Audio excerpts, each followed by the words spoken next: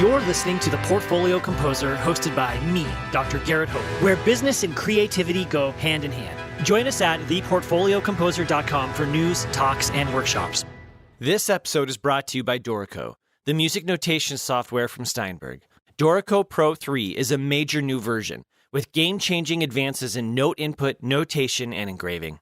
Also available from Steinberg is Dorico Elements, an entry-level application that packs all of the essential power of Dorico Pro into a simple, streamlined package that is ideal for those getting started. Find out more later in the show. Hello, and welcome to episode 240 of the Portfolio Composer podcast. I am your host, your coach, and your teacher, Garrett Hope. And I couldn't be more excited that you have joined us today to listen to this incredible interview with composer Amelia Warner. I had a great time speaking with her and getting to know her, and she was just a pure delight. However, there were some internet problems, and you might hear some glitchy audio because our Zoom connection struggled at times. However, in this episode, we dive into her process, manifesting opportunities, how motherhood has affected her compositional output and what she's able to do as an artist, and one of her recent films called Wild Mountain Thyme, which she composed in the early part of the pandemic in 2020 and stars her husband, Jamie Dornan. Amelia is a composer who started as an actress and then moved into producing her own music as Slow Moving Millie. And over time, she created some opportunities for herself where she began scoring films. Her story is really fascinating, and I think you'll get a lot out of this. Enjoy. Amelia, welcome to the Portfolio Composer podcast. Hi, thank you so much for having me. It's a pleasure to speak with you. I came across Wild Mountain Thyme, and I thought the score was very brilliant. I really enjoyed it. So I'm super excited to talk to you about your music and your process and your career as a composer. Oh, thank you. Yeah. So as I just described to you before we started rolling, the idea of the Portfolio Composer podcast is the principle that we have to have multiple streams of income as creatives. So we teach, we compose, we sell scores and CDs and albums, streaming royalties, performance royalties, and on and on. So one question I ask everybody who's on the show: what is your portfolio? What are you doing to generate income? Well, I guess I have the kind of scoring side of things, which I'm relatively new to. Wild Mountain Thyme was my third score. And so that's kind of, one avenue. And then I also have my work that I do as an artist, as a composer, as a neoclassical composer, and the piano music that I write. And I have a record deal for that. So there's that. And then, and in the past, there's been, I've done commercials and I've done, some short films and bits and pieces to kind of get me by. And I'm trying to get into musical theatre as well. So I'm writing a musical. So that's one other kind of area that I'm really interested in. But yeah, I'd say that's, for the moment, that's kind of where it's all happening in those areas. And then, yeah, that's it. Sure. I think that's awesome that you're doing this and that your career is still nascent. Sometimes I speak with composers who have been doing this for 15, 20 years, and it's hard for them to think back like, okay, when I was really starting, what were all the things I did? And here you're still doing it. So I want to dig into that. But when I was researching you, I learned about Slow Moving Millie. Can you tell us about Slow Moving Millie? So Slow Moving Millie was a kind of a funny diversion, I guess, where I started, the first job that I ever had was acting, and I was an actress for a while. And then once I stopped doing that, and I knew that music was where I wanted to be, and I knew that that was what I wanted to be doing, and that was my kind of true calling and my true passion. But I was at that point, I was kind of mainly writing songs, or or trying to write songs, or that seemed to be the most kind of obvious route. And so I was writing songs, and then I was also working. I was doing kind of covers and arrangements. And then a friend of mine was doing a commercial for this big company in the UK called John Lewis, which is like this, and they have this Christmas commercial every year that's like their big thing. And they always do covers of well-known songs. And he was really struggling to find an arrangement that would work for this song. So I just did a demo of an arrangement that I did on the piano, and I sang it, but with absolutely no view to be the person singing it. I just was doing it so he could hear my arrangement. Right. And then the company really loved the demo. And so then we kind of, trying to talk about other people performing it. And they had some really great ideas of people. And then they were like, well, no, we really like this version. And we want you to sing it. So that was kind of nuts and weird, because I didn't see myself as a singer. It wasn't something I'd kind of imagined happening. I was into the idea of writing for other people. So that kind of happened. And then I think, so I released that song with the commercial, and then I released an album of covers. But then that was it for Slow Moving Millie, as because it just wasn't a good fit for me, and I didn't like performing, and I didn't really like writing songs, weirdly. I was way more into like the arrangement of it, and kind of trying to like kind of jig a song and like rebrand a song, and how can I turn it upside down, and how can I find different melodies, and how can I loved doing that. But actually kind of saying like, well, come up with your own material and your own album, it really didn't, it just didn't feel like the right thing for me to do. And the whole time that this was going on, I was still writing my own music on the piano, just Sure. instrumental music. That ultimately that's what, the music that I ended up kind of going with. But yeah, so it was a funny tangent. And I think, I think I almost gave myself the Slow Moving Millie name because it was like a separate identity or something. I was like, right. I didn't feel like it was me. And so I think I kind of was like, well, if I have this little thing called Slow Moving Millie, it's a little project, then it felt, like I could connect with it more or something. Okay, that makes total sense. I didn't realize that you kind of stumbled into that opportunity. I did. It's cool how you learned through the process that wasn't for you. Mm-hmm. Were you able to take that opportunity and the people you met and help leverage that into the direction you really did want to go? Did that open doors for you?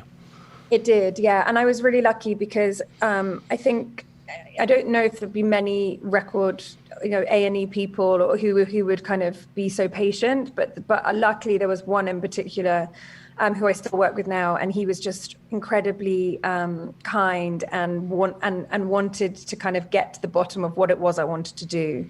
And when I kind of came to him with like 20 piano pieces and just said, look, this is the actual music that I write.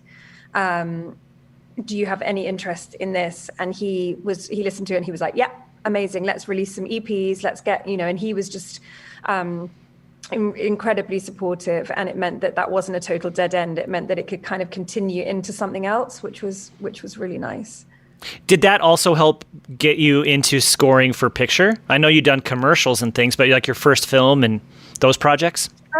Yeah, it did. It did. So I scored a couple of commercials, and that was with the same people, the same guys. It was all at Universal, and that kind of came through them. And then when I did when I released my EP through them, it was a director heard the EP. It was called Visitors, and he really liked one of the tracks and wanted to license it for his film.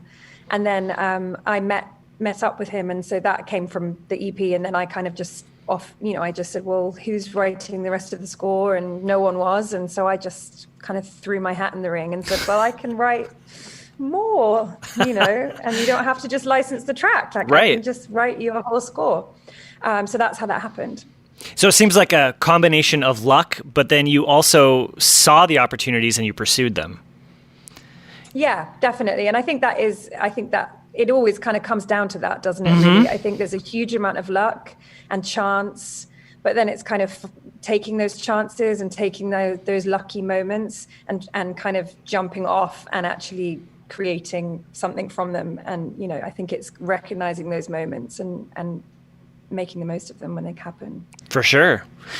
There are some people who think luck is created, right, by attitude and working hard.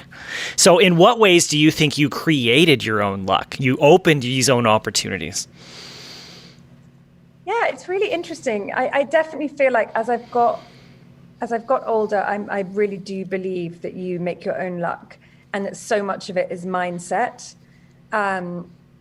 And, I think when I was younger, I was a bit more kind of, maybe apathetic, or I just didn't really, I don't know. I was just different. But now I feel that, there are things that are just indisputable that happen that, are to do with a connection or to do with, a weird coincidence or, those things do, and you can't ever work hard enough to make that happen. Like, they just happen. You sit next to someone on a plane or, something like those kind of mad moments do happen.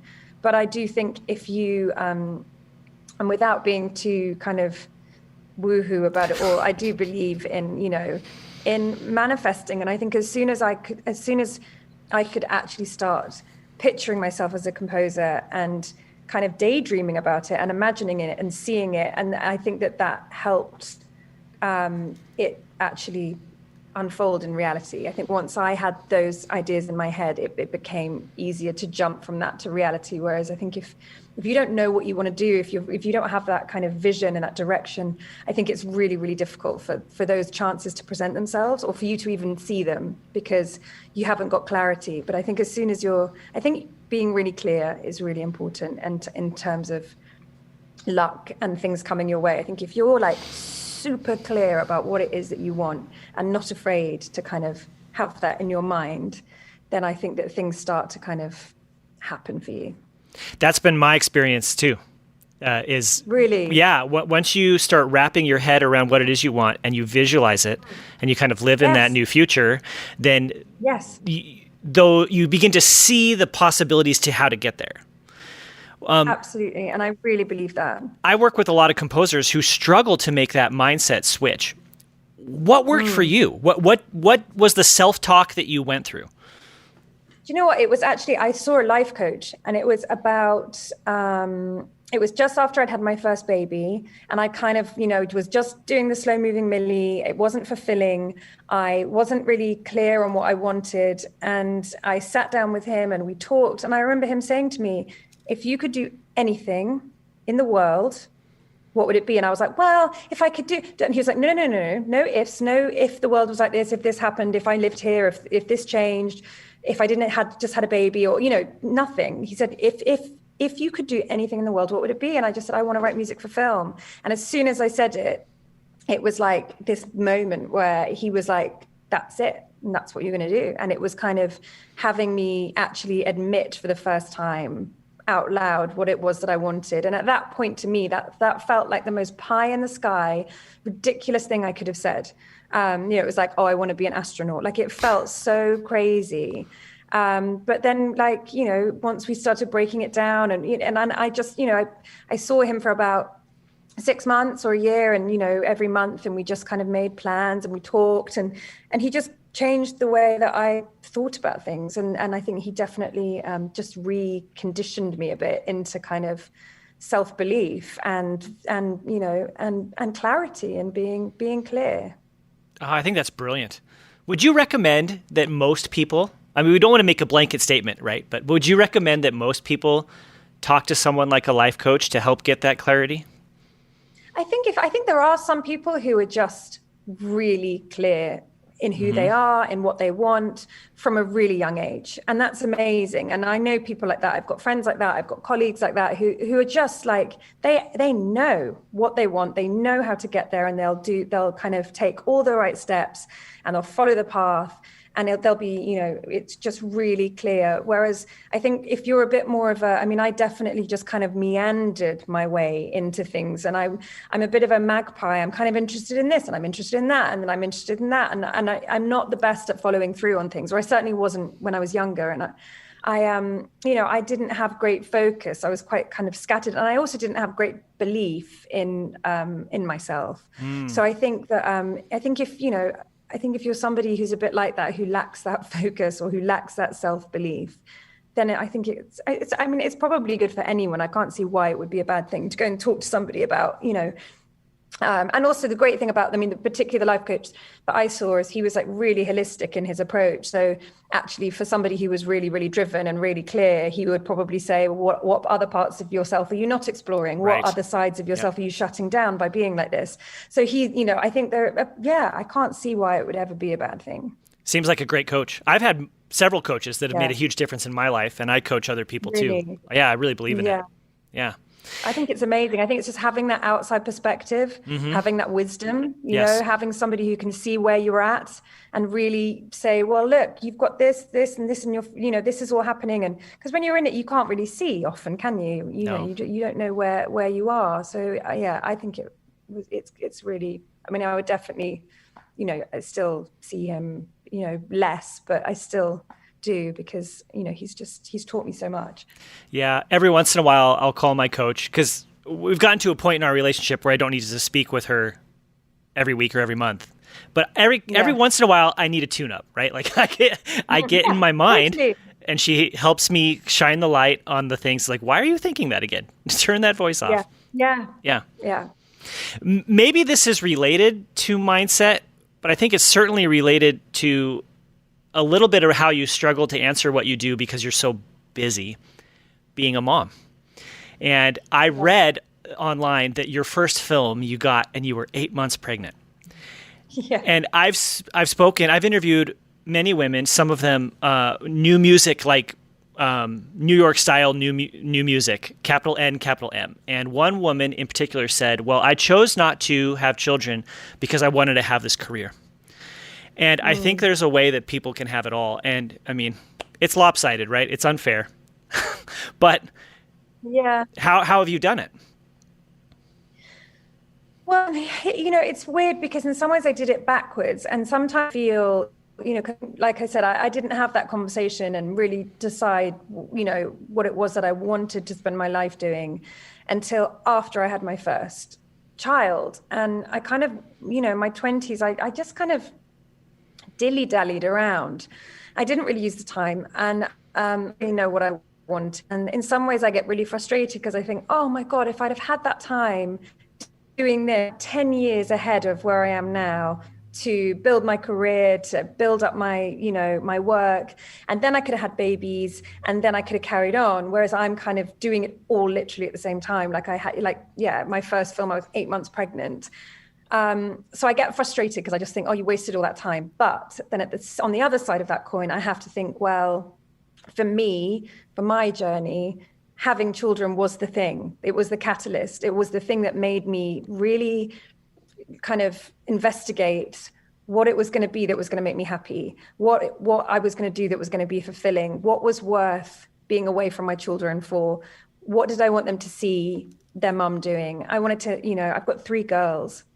So it was kind of like this proper electric shock, to my system having kids. And I suddenly went, I want them to be proud of me. And I want to show them that I'm doing something that like fulfills and challenges me. And so I think maybe that's just what I needed. And having that kind of inspiration of them, and also, and it's made me a lot more productive with my time. It's made me a lot more organized with my time. I used to be the biggest procrastinator, was so slow to get things going. I was so bad at kind of following through. Whereas now, so, if I'm working on a project and I've got I the time that I have is used, every minute of it, and I get so much more done in less time than I used to. So yeah, I think obviously in the ideal world, I would have loved to have had some time doing this without having to kind of consider 3 little people. But I think it's just, for me personally, I needed them to kind of push me and to give me the confidence to kind of pursue it properly and take it seriously. Isn't that interesting how that had to happen first for you? Yeah, I think it did. I think because in my 20s, I was just having too much fun. I was just Sure. kind of just hanging out. And, I had no motivation to do anything really, apart from obviously I needed to make money. And once that was taken care of, I really just wanted to hang out with my friends. Like I was just, I didn't have ambition beyond that. I really never did. And then as soon as I had my first child, I just remember just feeling this like burning sense of like an ambition I'd never felt before, where I just thought I need to do something. I need to do something important. I need to, and I need them to see that. And I just wanted to make them proud. It was just a different thing. Right. This episode is sponsored by Dorico, the future of scoring. And we want to feature real Dorico users so you can know that real composers out in the world today are using Dorico to make their careers happen. My name is Adam Shoemaker. I'm an arts administrator and composer and professor. The more I learn, the more impressed I am. It's just like, oh, wow, they did it that way. That's so smart. Just the ability to start from no real commitment of key and meter, and then being able to make those changes on the fly without dire consequences was really a cool feature. It runs really well. I first launched Dorico on an 11-year-old iMac, and I really didn't have many problems notating in it, even with the old computer. Now that my setup's more modernized, it's been so fast and so fluid. It looks great and it feels great, and it's easy to play off of as a performer.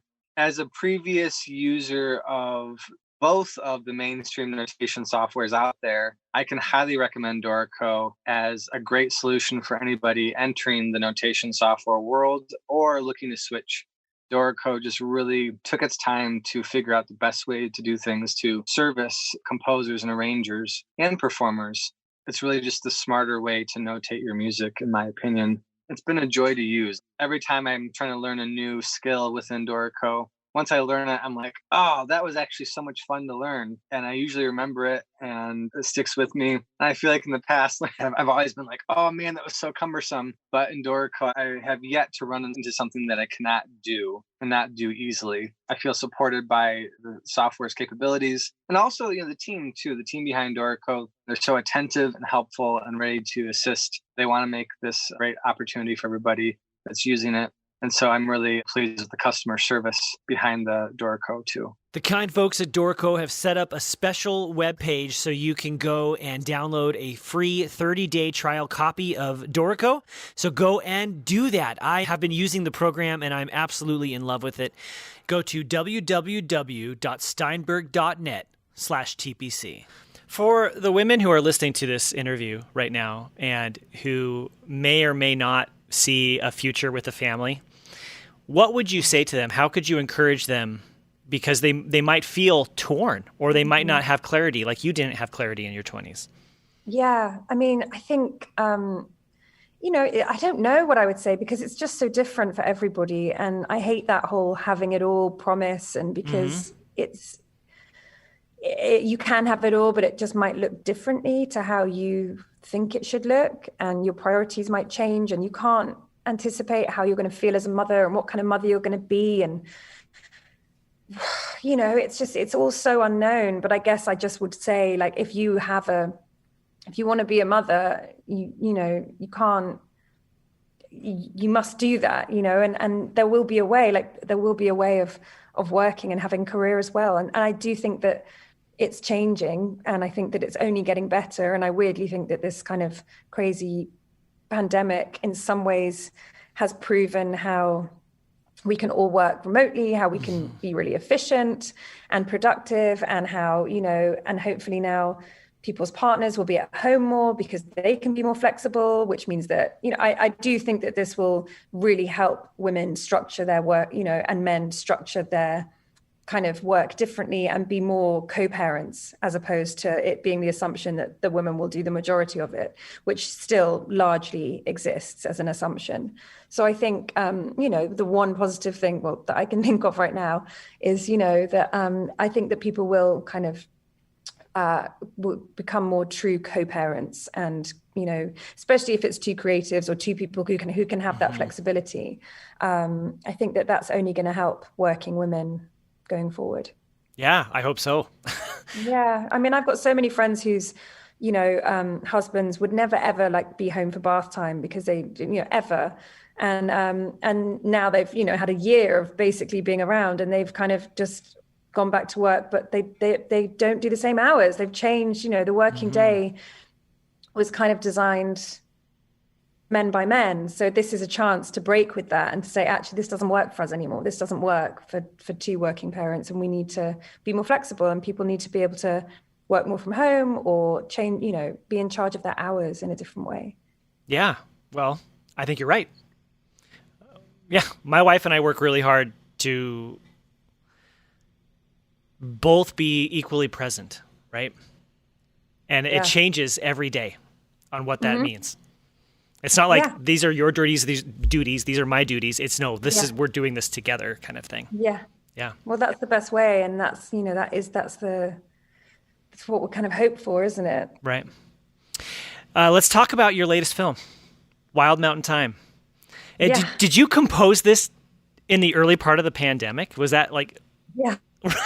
I did. It wasn't quite the early bit. So it was like, I probably wrote it in like June. I think I came onto it in June. So end of June, July. Jamie was home. He was helping around. Yeah. And okay. So how did this film come about? So it came through my agent, and I think that she was aware of it. Maybe I think they'd request, that they were looking for a composer, and so the agency had kind of come across it, and she thought that it could be, something that would be right for me. So she called me and mentioned it, and I said, well, yeah, I mean, I know about it because Jamie's in it. And she was like, yeah, well, I did notice that, and so she was like, why don't you have a read of it? And see, how you feel. And so I read it, and it was early. I think Jamie was still shooting it. Like, it was pretty early that we had this conversation. And so I read it, and I knew that Jamie was just having this like amazing time on this job, and was just so take this story, and with John Patrick Shanley, and the whole experience was like really special to him. So I read the script and was like, oh my God, I completely get it. And I just loved it. And I really connected with it, instantly, like wrote music, and I had, a couple of themes. I've never really had that from a script, but I just really knew I felt like I knew how it should sound. And then, I think that they kind of considered me and looked into, and then they heard some of the music that I'd written, but then it kind of went away, and that was that. And then I think they explored other options, and then I don't know, 7 months later, basically, I got a call saying, we really want you to do it. So it was a drawn out process. Wow.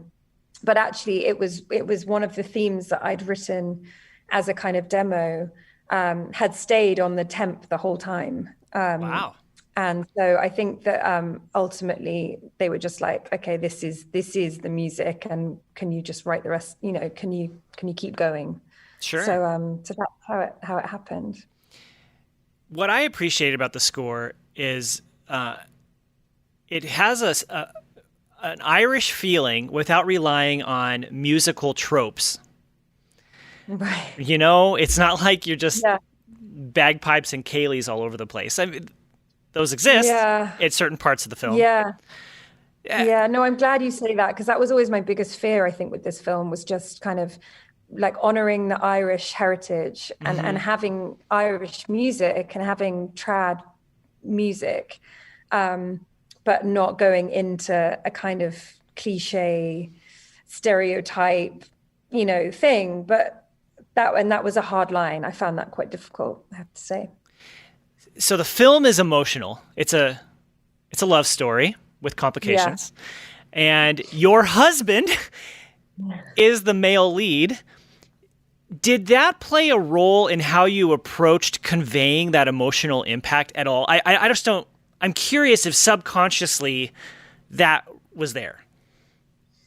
Yeah, I mean, maybe. I'm not aware of it. Like, I think because you know what it's like when you're watching a screen all day and you're watching these images, like you become quite almost desensitized to who they are.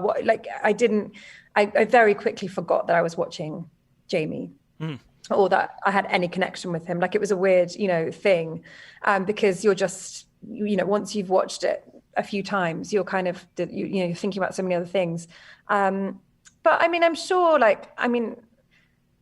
that in some way, like I found his character incredibly like moving, and maybe those scenes I found even more moving because it was Jamie. Maybe I'm sure that that's very possible because I loved his performance so much, and because I found some of those moments just like heartbreaking and heart-wrenching to watch. So yeah, I mean, I could have definitely been a bit kind of affected by that, for sure.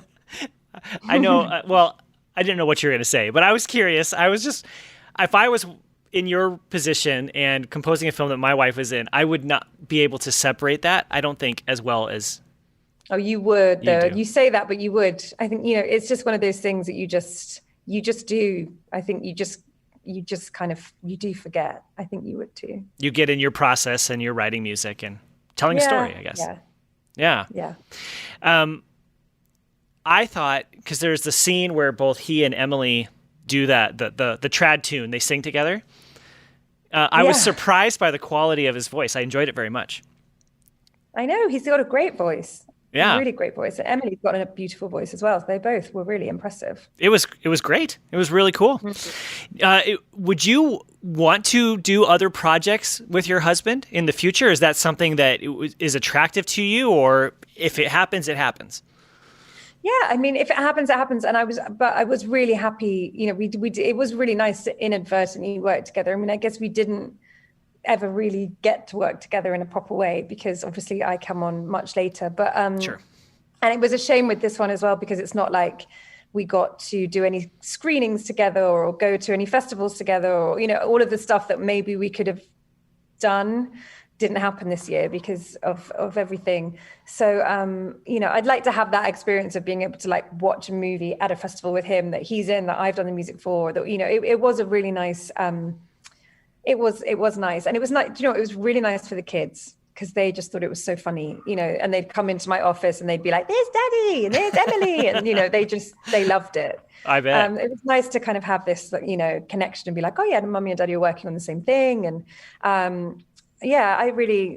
liked it. It was nice. It's nice to have, and to also just to get to like share our ideas about the script and the story, and to be able to kind of, to have somebody at home that I could talk to about the movie who knew it better than me, Right.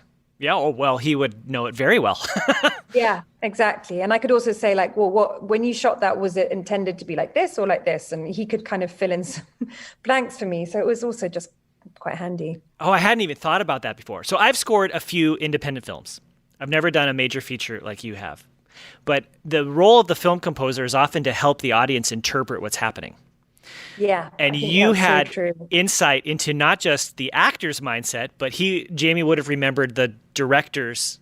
Yes. And sometimes I did exactly. He'd say, oh, no, he felt really strongly that this was a funny scene. And I'd be like, oh, okay, that's really good to know, because I didn't know if it was, So, that was it was helpful. Although I do agree with you that I think that kind of fresh perspective of the composer is really important. So you almost don't want to know what the intention was too much, because your job is to see it as the audience would and to kind of interpret it.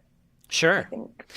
Tell me more about your process if you can stick around for a few minutes. So you watch it and then you improvise around it. How do you begin to compose for a scene? Yeah, so I usually watch the film, obviously, a couple of times, and then have some initial ideas and kind of just sit at the piano and write, and don't do anything to picture, but just kind of have, and then once things start to come out of that, then I'll kind of, not even necessarily have an idea in my head of exactly where they're going to be, but just kind of broad themes and broad shapes. And then I'll usually just start. And I mean, with Wild Mountain Thyme, I remember the director just saying, just start with the opening, which was like a 7-minute, big, lush kind of sweeping thing. So I did just kind of jump straight in with that. And that's how I tend to approach, is just to kind of watch the scene a couple of times, get familiar with the beats, get familiar with the feel, and then write something away from the screen, and then kind of sit back and see what's working, what's not, what's taking, what's not. And, it's funny. It's like a really, sometimes you'll write a theme or you'll write something that you love and that should work really well, but then you put it to the picture and it won't sit, it won't take, it doesn't like it, and then you're like, oh, that's something, and you have to kind of throw it away.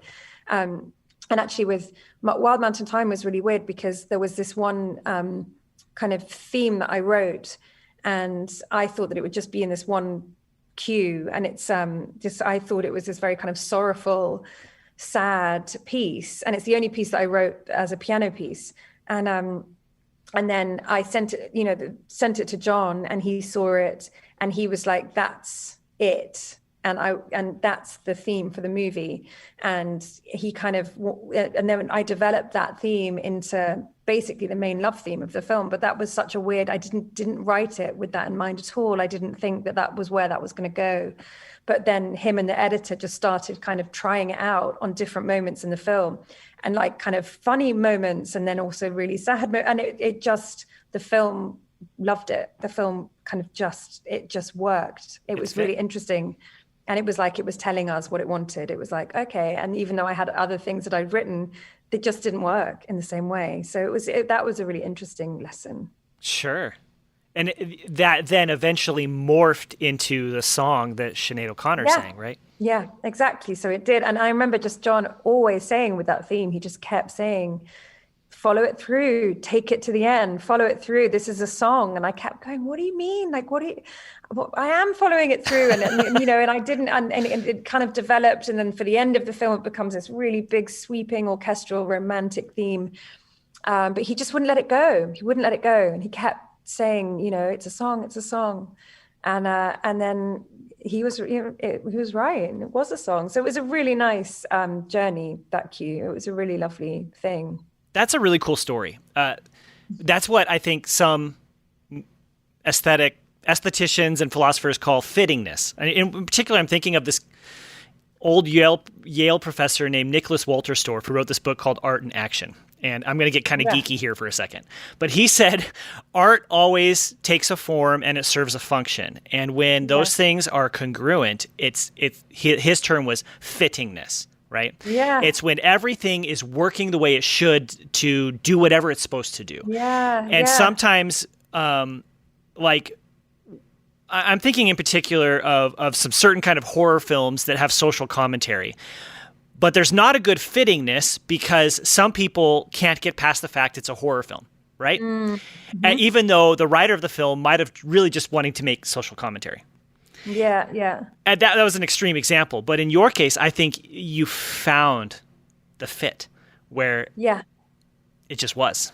Yeah, it was. And you're right. And it did. And it told the story. And it just, for some reason, that same theme, that same piece of music, it worked in all aspects of the story. And it kind of, it did. Fittingness, I really like that. It did. It was kind of functioning so well for that film. Yeah.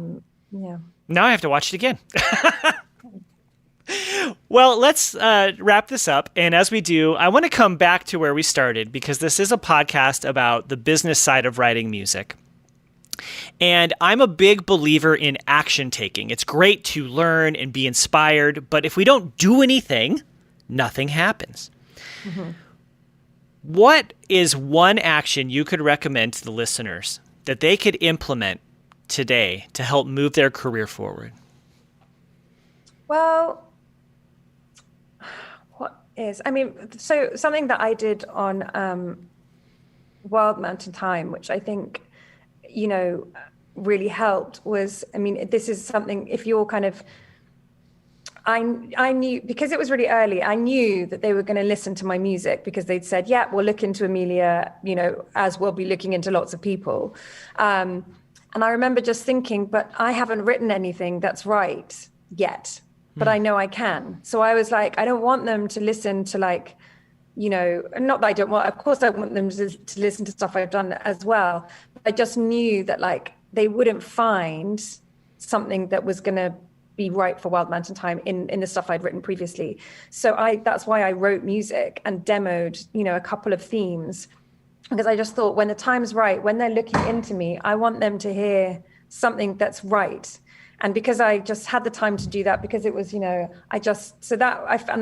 do feel like that's kind of what swung it, because actually if they'd have listened to, Mary Shelley, I'm sure they would have been like, oh, that's great. But it wasn't, it wasn't going to show them that I understood Wild Mountain Thyme.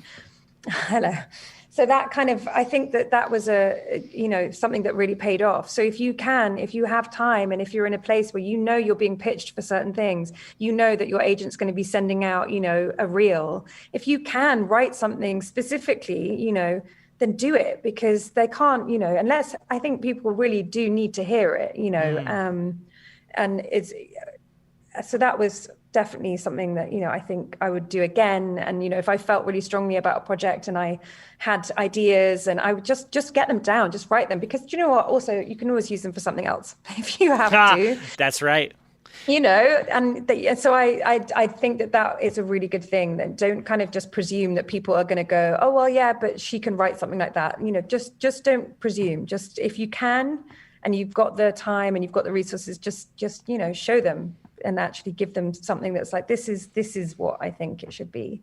And then the other thing is just circling back to what we started with, which is just being really clear, really, really clear. And I know that some people can be dismissive of this kind of thing, but write lists. I started writing lists of what I hope to achieve and things that I really want to see happen. And, I had the weirdest thing last year where I'd forgotten about this list that I'd written in January, completely forgotten about it. It was underneath my keyboard in my office. And then after the summer, so basically in October, I found it, and there were maybe 6 things, and I think 4 of them had happened. And and they were really specific things. They weren't just I want to, they were really specific, places and actual, and it was oh my God, that happened. That actually happened. And I hadn't even been kind of working to that list. I'd completely forgotten it. But on some level, I do think that you kind of, just in writing those things, I think that it tasks your unconscious to kind of make those things happen and find those connections and be thinking about it, even if you're not aware. So yeah, I would say just be really clear and, don't be afraid to just say what it is you want and be really clear about it. Yeah, no one has to see the list. It's just for you. You manifested it. And on your earlier point, Seth Godin is a marketing business guy, and he says, ship your art. Don't wait till it's ready. Just ship it. And I think that's what you were saying is absolutely. I think exactly. Just do it. Just have it there. And even if, it might even be that thing of oh, well, the producers might be interested in listening to some of your stuff in a month.